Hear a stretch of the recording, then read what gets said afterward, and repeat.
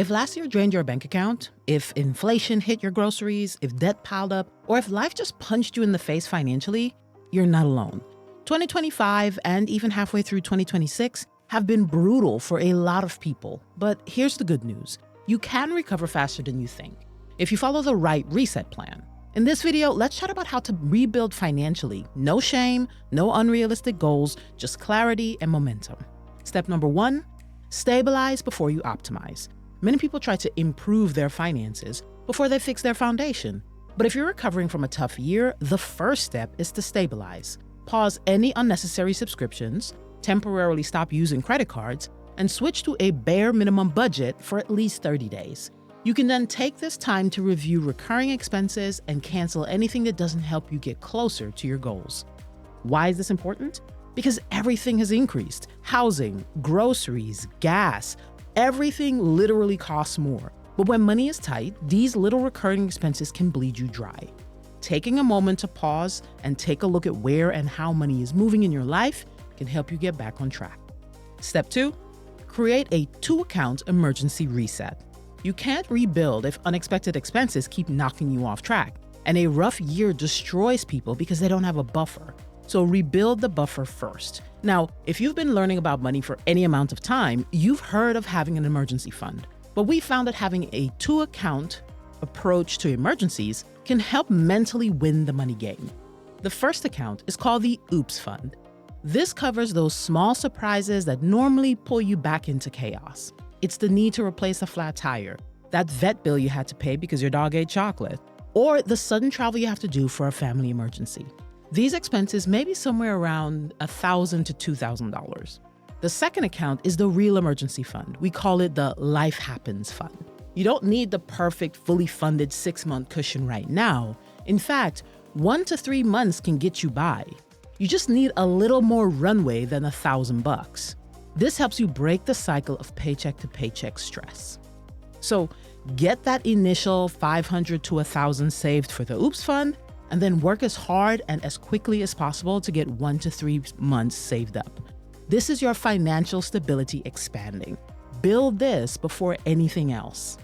Step 3, invest just 1%, even while paying down debt.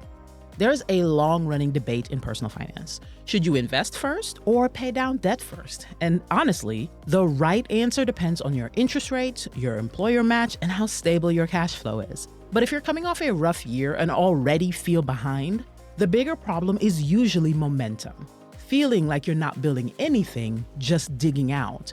Investing or increasing your investing by 1% of your income is small enough that it usually won't blow up your budget, but meaningful enough to keep you connected to wealth building while you're tackling debt, build a habit and identity of being an investor, reduce the I'll start later trap that can turn into years, and lets compounding begin doing its quiet work in the background.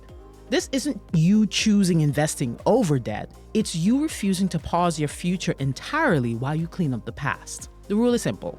If you're not investing at all, start at 1%.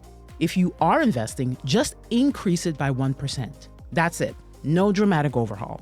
Now, this step only works if it doesn't sabotage the basics, so keep these guardrails. You still make all minimum payments on all debt. You still build that mini emergency fund. You still prioritize high interest debt aggressively.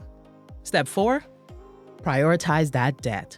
Debt payoff isn't just a spreadsheet problem, it's a consistency problem. If 2025 left you feeling behind, the best debt strategy is the one that restores momentum without making your life miserable. So we're going to do this in a way that's simple, repeatable, and built for real life, not a perfect world budget where nothing ever breaks. Let's start by sorting your debt into 3 buckets. Bucket number 1, on-fire debt. This is your high interest debt.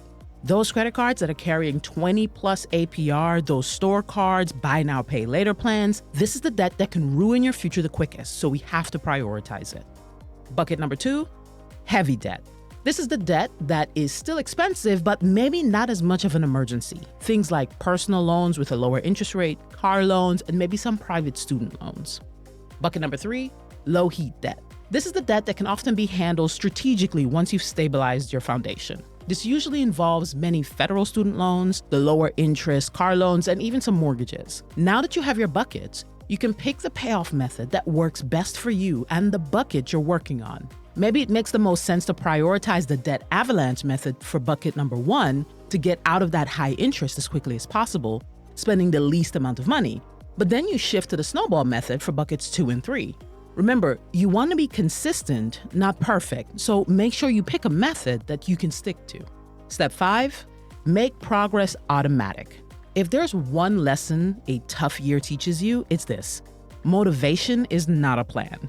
You can be disciplined, smart, and determined and still get knocked sideways by life. A surprise expense, a stressful month, a few I deserve it purchases, a busy week where you don't track anything, and suddenly you're back in the chaos.